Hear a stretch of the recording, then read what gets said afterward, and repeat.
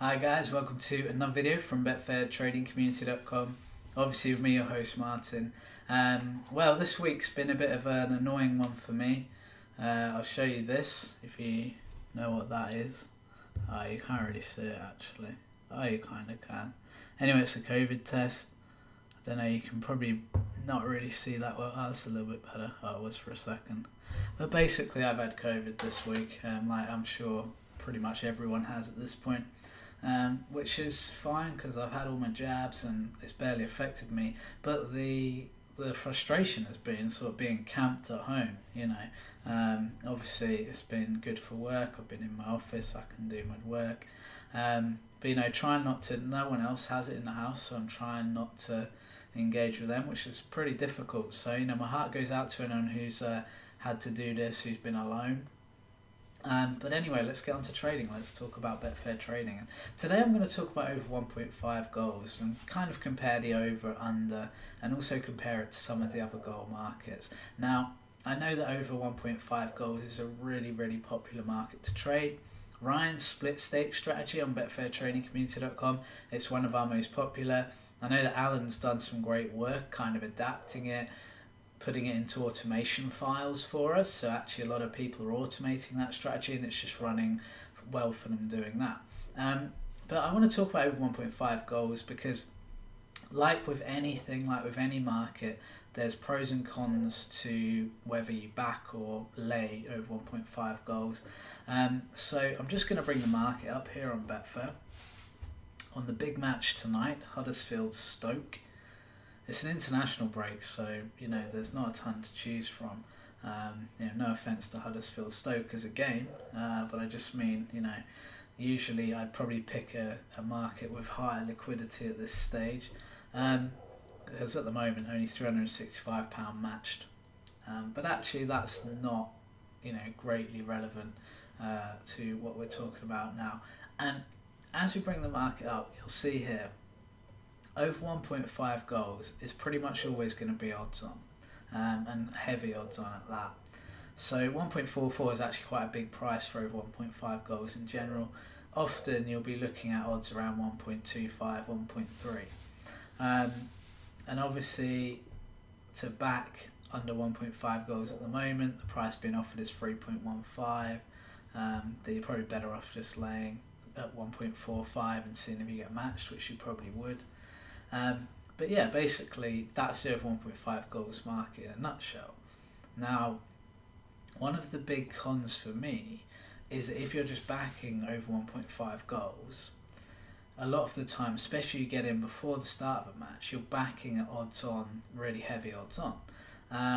Now, is that a situation you want to be in where actually you've got to have a really high strike rate to make money in the long run, which is fine.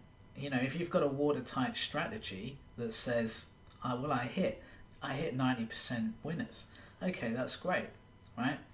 But if you don't, if you're only hitting 70, 75%, that might seem like a good strike rate, but it's not, because the odds you're backing at actually mean that over the long term you're not going to make much money at those odds.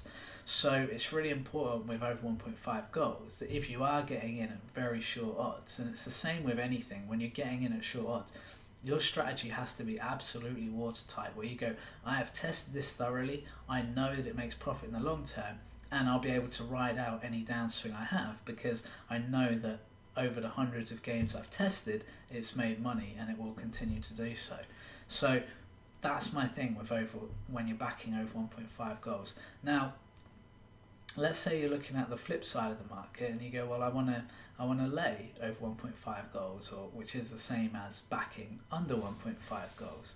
Now, in this situation, there's a couple of reasons you might do this. The first one is you might just see it's really going to be a low scoring match. You're like, there's not going to be goals here, but at the same time, you either under 2.5 goals is the odds aren't that good.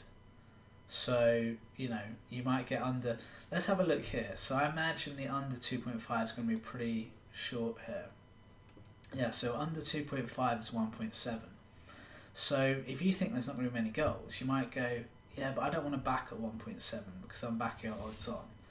So you might go, actually, I'd rather take here 3 point. You could easily get 3.2 if you put it in and waited. Let's say you get 3.2. So you're saying, I'd rather have 3.2 to 1.7. I don't need as high a strike rate. The problem with under 1.5 goals for me, from a trading point of view, is if a goal's scored, let's say a goal's scored early, your trade is in a really difficult situation, because you've either just got to take quite a large loss on your stake, or you've got to go, I'm going to ride this out for a long time to try and get it back to parity, or to try and get it back into profit. And of course, the problem with riding it out is you only need one more goal and you've lost your full stake. So one of the reasons I don't do under 1.5, and I prefer to do under 2.5 goals when I'm doing an unders trade, is that it gives you that little bit more breathing room. You know, even if there's an early goal with under 2.5, it's not the end of the world. With under 1.5, your back is up against the wall. So that's something to think about. And what I want you to think about with these markets when you're deciding which market you want to trade is, what would you feel most comfortable with? You know, what situation? Because I'm just talking about my experience. My experience will be different to yours. You'll have a different outlook on life to me, probably. So you might not be bothered about having your back up against the wall when one goal's gone in and you can just ride that. For me, it's not a situation I particularly like to be in. So why do so many people like over 1.5 goals? Well, I think it comes down to this. It's a very simple strategy to follow. It's a very simple concept. You just need 2 goals in a match. It doesn't matter who scores them. And we know that most matches have 2 goals. So if you are really good at picking those out, you can make a profit in the long run. And that's the reason a lot of people do it. You know, they know that we're going to have good runs. We're going to have good winning runs here. What I think some people don't consider is the fact that when you do hit a bad run, let's say you have 4 losers in a row, odds of 1.3 when you're backing, that's going to be a massive hit to your profit level, right? Even if you're staking sensibly, let's just say you use 2% per bet or whatever, per trade, you'll lose 8% of your bankroll on those 4 trades. Okay, not a crippling amount. But the problem you get to gain that 8%, if you're using that kind of staking, and you're only making something like 0.6 points per trade on the 2% you're risking. So you're only making 0.6 when it does win. And this is assuming you're not trading out, by the way. It's assuming you're just letting it run and taking the profit, the full profit, which some people might trade out after the first goal, things like that. That's basically saying you're going to need a really high strike rate to get it back. And to get that 8%, you're going to need, let's have a look, so 0.6 times that 10. So you're going to need about, 15? Something like that, 15 in a row to get that back, which is difficult, okay? So that's kind of what you got to think about, because you will get a downswing of at least 2 or 3 losers in a row, and potentially 4, maybe 5. These things do happen even at short odds. So it's one to think about. Obviously researching, testing, all that stuff helps with that. Regarding any other pros and cons, well, if you really want to go kind of a back against the wall kind of trade / bet, why not just go for under 0.5, right? Because let's have a look at under 0.5. So you've got under 1.5 is 3.15. Under 0.5 is odds of 10. So that's a massive difference. So, if you really do want to go with a kind of balls out situation where if there's a goal, you're done, this is not a bad option for that. If you really think there's not going to be a goal, and from a trading perspective, these odds are going to come in, quite quickly all the time on matches, because people start to panic. It's amazing how quickly people panic on goal markets. But yeah, when you're on the underside, if there's not a goal, you can be in a really good situation. And conversely, on the under 2.5 goals, a similar situation where if you back unders here and there isn't a goal, early, this will come in really quickly to be really short odds. And the best really you can hope for if you're backing under 1.5, if say the odds start at 5.0, which they often do, and that's this market, the best you're probably going to hope for is around evens at half time, maybe odds on, because the market will still think there could easily be another 2 goals in this game.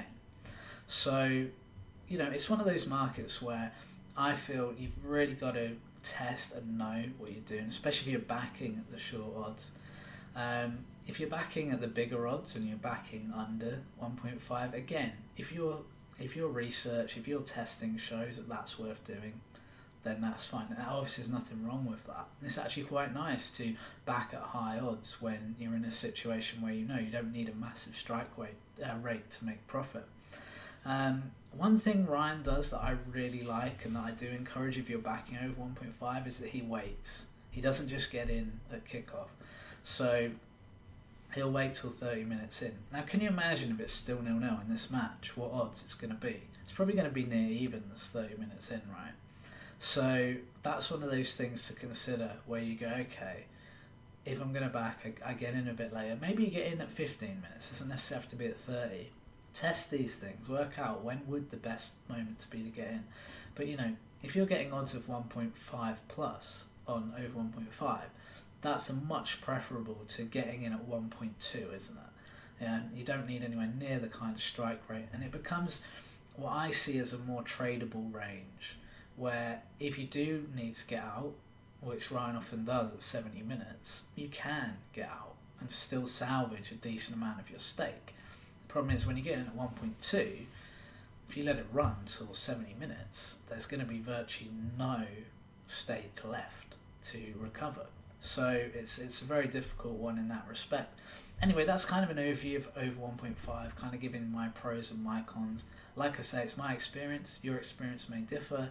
And obviously, with the bulk of all these things, the key really is testing and having a watertight strategy before you do anything on it, especially before you're putting real money on anything. Alright guys, thanks for watching the video, and I'm back with another one soon.